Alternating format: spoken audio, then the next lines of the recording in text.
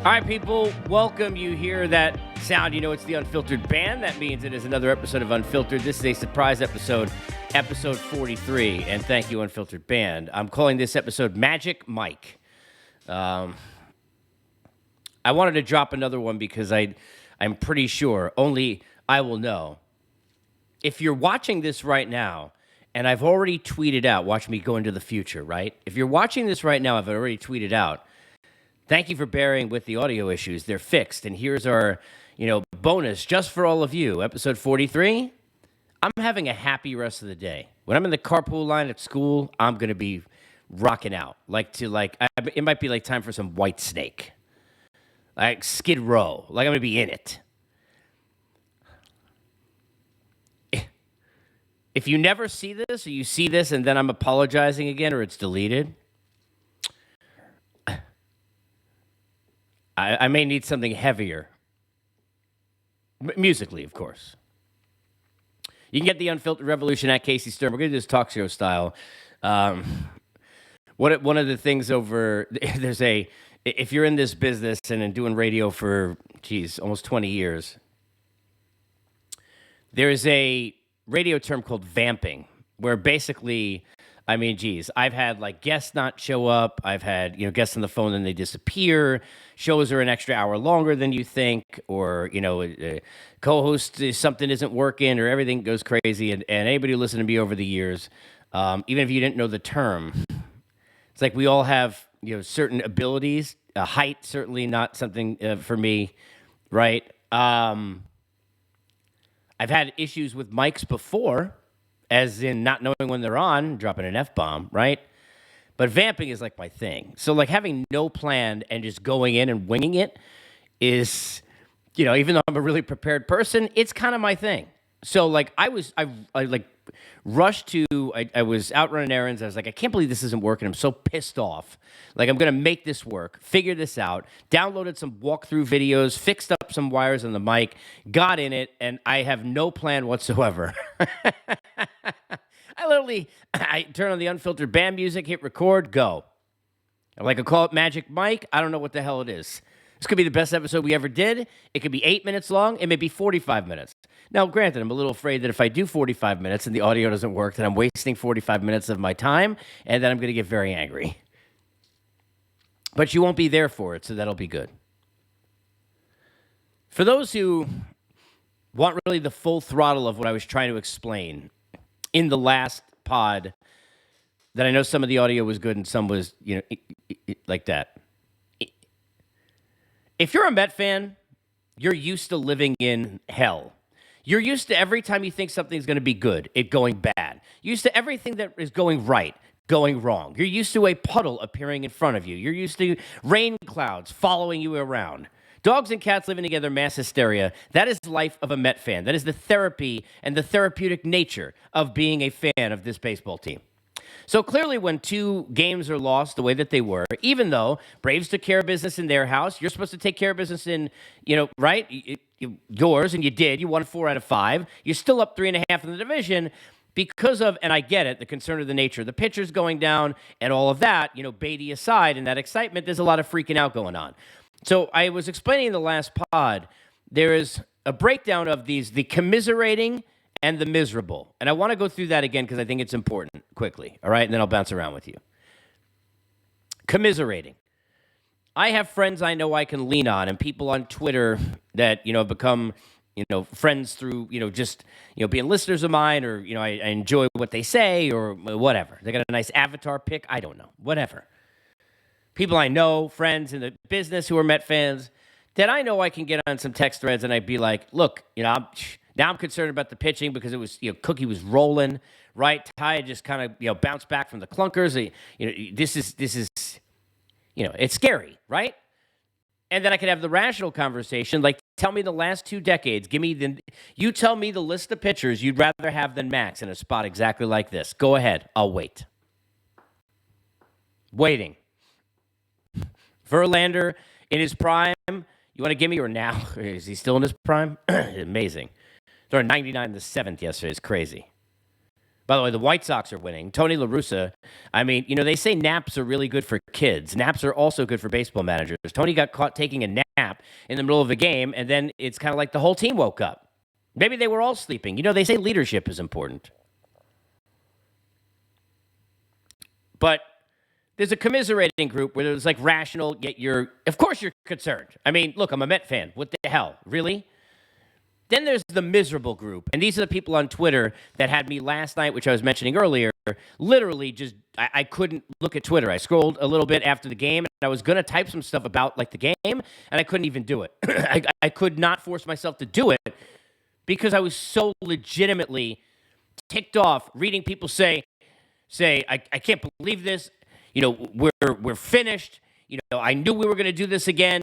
We should have done more at the deadline. Now we're going back to the deadline where it was about a reliever. Now we're complaining about we don't have an offense. Remember a few weeks ago when the Met fans were all freaking out and jumping off a ledge about a week and a half, 2 weeks before the Yankee series? Oh, we can't score. Then all of a sudden it was a game against the Reds, I think, actually, ironically, where you remember, I think Nimmo homered. They won like 10-3. They had won a comeback game. Somebody's going to know the date. And then after that, the offense picked it up and like never went back to bed. Lindor been hot since, Marte hot since. And, I mean, look, they faced Wheeler and Nola and, Suarez with the Phillies, right? Strider, was Strider right or not, with that crazy dumb mustache. I mean, still a heck of a young talent, right? Charlie Morton, he pretty good? Being a Game 7s, I mean, he pretty good? Come on, man. The best teams in the league right now, clearly in the National League, are the Dodgers, the Mets, and the Braves. You think it's going to be easy to beat this team? You played them 7 times. The last couple of weeks, you won 4 of them. And if you split here, you won 5 out of 9. And guess what? That'll be 3.5 up in the division with a month to go, week schedule in September. You play well against everybody else, you're probably good to go. And you earned it with that 4 out of 5.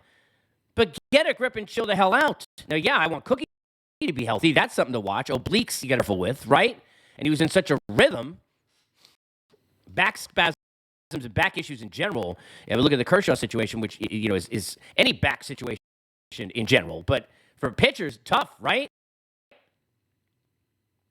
But you got to be kidding me. Some of these Met fans, I don't blame. By the way, Braves fans who are listening to me right now, I don't blame you. I would troll them, honestly. What do you think I'm going to pick, like Met fan over humanity? From a humanity standpoint, as I said in the last pod, there's a reason I have a shirt that says "People." I'm not a big fan, right? You think I want to just like hang out with like on Twitter and say, oh yeah, go you to the Met fans who, like I was saying the last podcast, which if you didn't hear because the audio is totally true, Met fans telling me they're unfollowing me because I said that I had no problem with Strider's comment to the second press conference. You're a moron if that's the case. We're going to lie? Being a diehard fan doesn't mean you have to be a jackass, in case you haven't noticed. Of course I root for the Mets. What do you mean tell you? I hate every Braves fan that ever lived. Can I go outside? I live in Atlanta. Most of the people I know here are Braves fans. I like a lot of them. But I can have conversations with them, and we talk crap, talk shit to each other and all that stuff all the time. But they'd be the first to tell you, I mean, I'll certainly back up the team.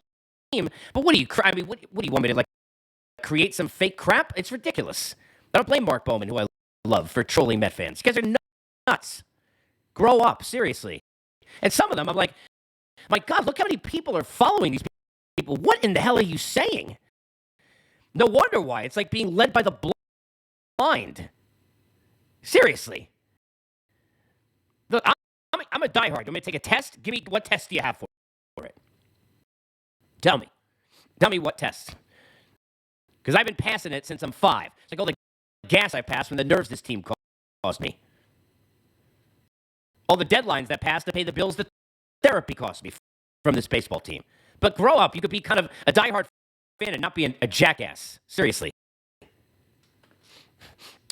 Speaking of jackasses, everyone else in my family's a Yankee fan. So let me remind you that the Yankees have stunk up the joint. So everybody who's like crazy about, oh my God, the Mets, what are we going to do? The Yankees have stunk up the joint. All right? They've been terrible lately. Aaron Judge is still hitting the cover off the ball, but now they're suddenly like the homer-happy Yankees again. You've seen Cole's ups and downs. The King injury hurt him more than people think. And all of a sudden, they look, you can give me the whole they haven't beaten the Astros head-to-head. It's not that big a deal. But they're still remembering the series they were up 3-2 and lost in 7 a few years ago. They still know what's happened head-to-head. They still understand hand Altuve, Chapman, and all that stuff. And let's be fair, right now the Astros look like a way better team than the Yankees. Now, is it going to play out that way in October? Not necessarily. That's the way it looks now. It's the way it looks now. They look like a way better team. I don't know that that's the way it's going to end up going, but they look like a way better team. But this is what happens in a long season. I mentioned this, and I want to repeat this. I attribute it to being like the TV show 24 in the last pod. If you didn't hear that, I love the show 24. And I always admire, like, the random facts about Jack Bauer is like the greatest thing. And Chuck Norris and all those are just fantastic. But seriously speaking, let's just be honest and let's level with each other. Okay, Jack ever pee? Like, why didn't he give Chloe the coordinates of, like, number 2? Like, I gotta go. Sorry, I really scarfed down that sandwich before we asked the homeless guy who he was working for. You know? I mean, seriously. I mean, never went to the bathroom. Like, isn't he drinking coffee if he's up that long? I'd be slugging Monster Energies like it was my JOB, and then I'd be out in the PEE constantly. Like, especially with a bladder in your 40s. Come on, Kiefer. I know. Break the seal is something you say when you hold it in for 3 hours when you're 22. You know, break the seal is like 2 minutes in. The movie didn't even start. Kids, I'll be right back. Come on, man. Jack don't use the bathroom. But the whole point of bringing it up is because for 24, it was like, okay, and I made the joke in the last one, like, if they would have listened to Jack, it would have been called 8. You know they're not going to listen to him. You know the end game's going to be fine, but the A to B drives you crazy. That's a baseball season. People, the Dodgers are probably going to have a week where they go 1-5 and they don't score a lot, and people are going to be like, oh, my God. You know what I'm going to say? Their run differential's plus 2 zillion. The first week of a baseball season, the last week in September, every damn thing you do, we know. You're 0 for 7, you're 2 for your last 7, you're getting it, whatever it is, right? They win, they lose. But in the middle of August, people doing their fantasy draft, like, you don't know what the hell's going on. How many teams in the AL wild card? Like, all of them? I mean, how are the White Sox even in it? Honestly, the Jays should be embarrassed. I know their fans are, and I love the Jays fans. I love Toronto, right?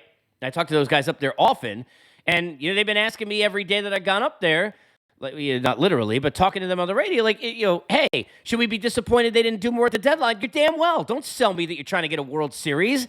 And, don't sell me that you want to shop at Bloomies and then you take me to Old Navy. There's nothing wrong with Old Navy. But, if you're not getting me a steak, don't take me to Arby's. Seriously. Is that even roast beef? What the hell is Arby's? Does anyone know? Every time I see people go to Arby's, I'm like, who goes there? And I know people that go there, so I'm making fun of people I know. I'm like, who goes to Arby's? Like, to do what? Like, find a list of things you wouldn't give to, like, your worst enemy? Like, can we get some SpaghettiOs or some ramen noodles or something? Are you serious? Like, even in college, it's like, I'd have to have a lot of Natty Lights to get some Arby's. Seriously. I'm trying to, because you see what I'm doing here. It's a bonus app. You jumped in. You dealt with the mic issues. You dealt with all that crap. I dealt with it. It sucked. So you come in here for another episode. I don't know what I'm getting. Am I getting the same thing? The guy's telling me he doesn't even know what the hell he wants to talk about. I want to give you something you're telling all your friends about. That episode 43 was the greatest episode ever. We're 13 and a half minutes in. Nothing's been accomplished, yet we're having a good time. It's like every good day I've ever had. Nothing's been accomplished, but we're having a good time. Come on, man. I've been swimming in raw sewage, and I love it. If you don't know that reference, can't be friends. Unfiltered Revolution at Casey Stern, by the way. Don't worry, I'm not done. I'm not going anywhere. I don't know how long this is going to last. I don't have, like, forever. But we're just going to let this roll. Because every time that a minute pops up on the screen, I want you to know, and you'll laugh when you're listening to this, because if you're listening to it, it means it worked. But I want you to know the stress. I'm now thinking, okay, it's 14 minutes. I'm smiling, having a great time. This is a great show. Like, we're kicking ass talking about Zero right now. It's like Seinfeld radio and a podcast. Like, sit down, the rest of you. If we were doing afternoon drive like I used to for 12 years, everybody else turning the other shows off, and I'm not even telling you anything. Yeah, hat tipping myself, because we could do that. This might not even work. But now I'm 14 and a half minutes in, and I'm thinking, okay, how many minutes until I'm like, I don't know if this is going to sound like it's coming across an upload right, or if I really fixed it. And if if I didn't, am I throwing a TV like Kenny Rogers in 1999 when he walked Andrew Jones? If you're listening to this, I didn't. And I'm dancing around. Right now, I mean, I'm sitting there and I'm Steve Buscemi singing The Whole World in Your Hands. I mean, I'm out there, at some kind of a carousel here. I'm at, look, anybody who's wants, I say this often, can't play today because of the weather, but I play basketball almost every day during the week, and I'm at Hammond Park. If you're local down in Atlanta, you can come play with me anytime.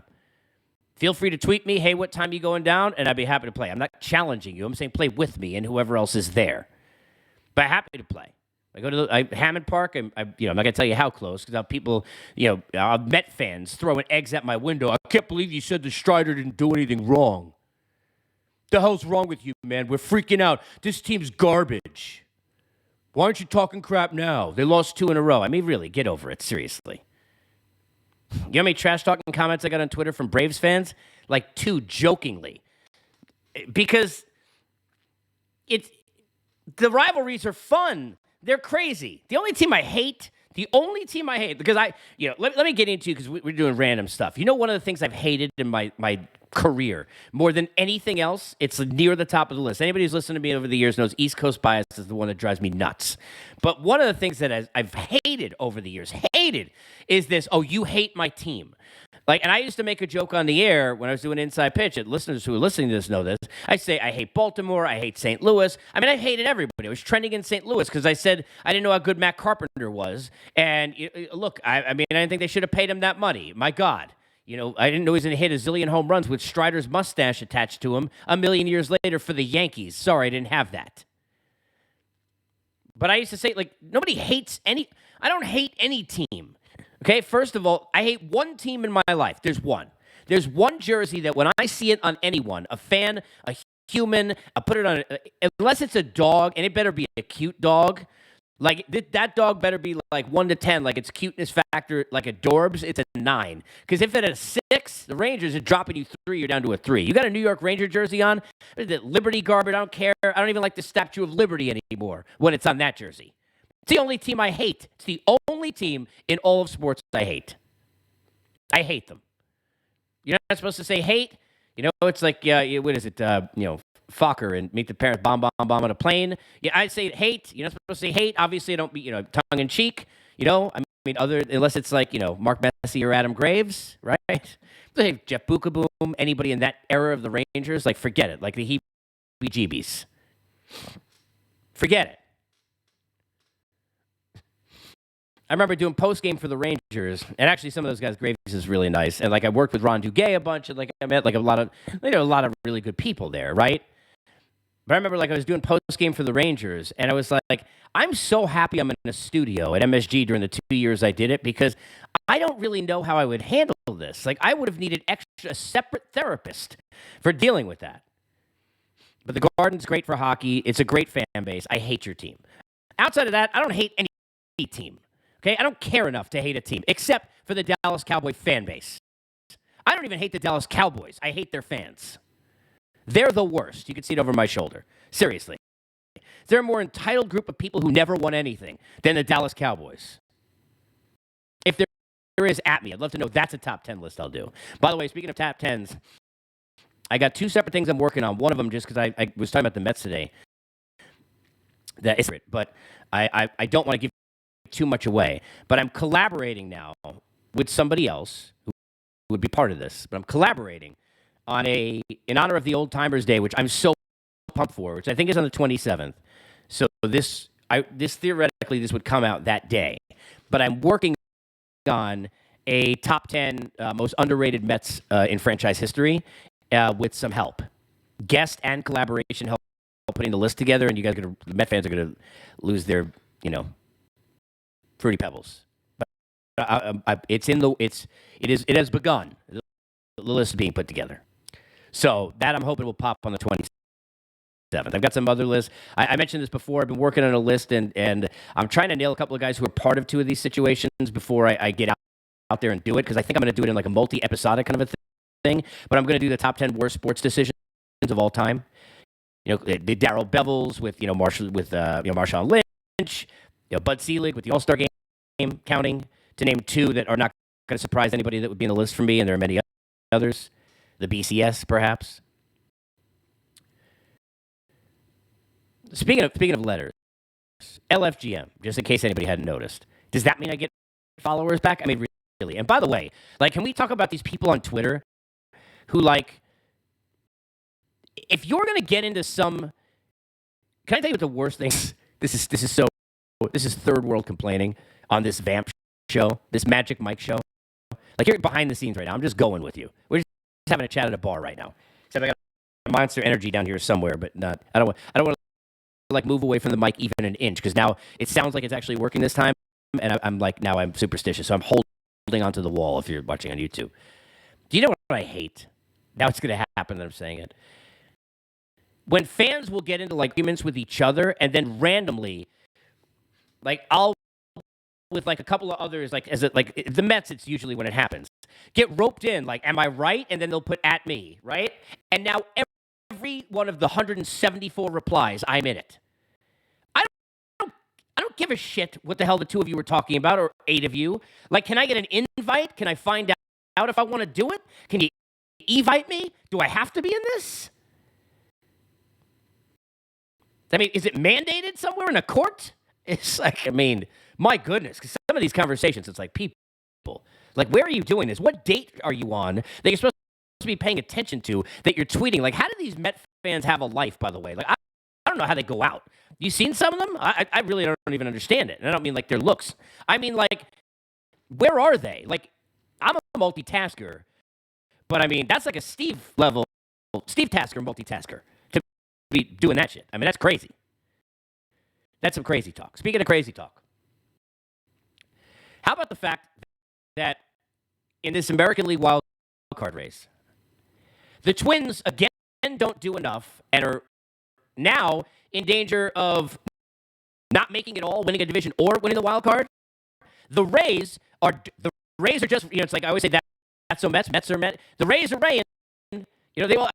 I said to somebody the other day, I was like, you're gonna be shocked that the Rays like win 12 out of 13, and all of a sudden they're in the number one wild card spot. They won 4 in a row. They're just doing Rays things. They just find a way. It's amazing. And give obviously Kevin Cash and that group a lot of credit. Love what the former Metsies, but you know, Jimenez and company and the Guardians are doing. Terry Francona, Tito's just, I mean, that's a dude right there. Do you see what this guy's doing every year, regardless of who's out, who's in? It doesn't matter. Like, do you see how good this dude is? The one other thing I want to touch on here on this Magic Mike thing is because we've had a few of these different instances, and I think about the Guardians with Hedges yesterday. Why are we still in a sport where we don't know what the hell the rules are at the plate? When there's slides that we don't understand what's supposed to happen? Why is it still that every umpiring crew, and I don't mean Angel Hernandez, I mean every single one, has a different view about how the plate, calls are handled? Why is it that when we go to New York, for those who have not heard my thing on this, the biggest reason why replays are not overturned, all right? Think about the conclusivity, or is that a word? The conclusive aspect of this, right? Well, it has to be conclusive to overturn, right?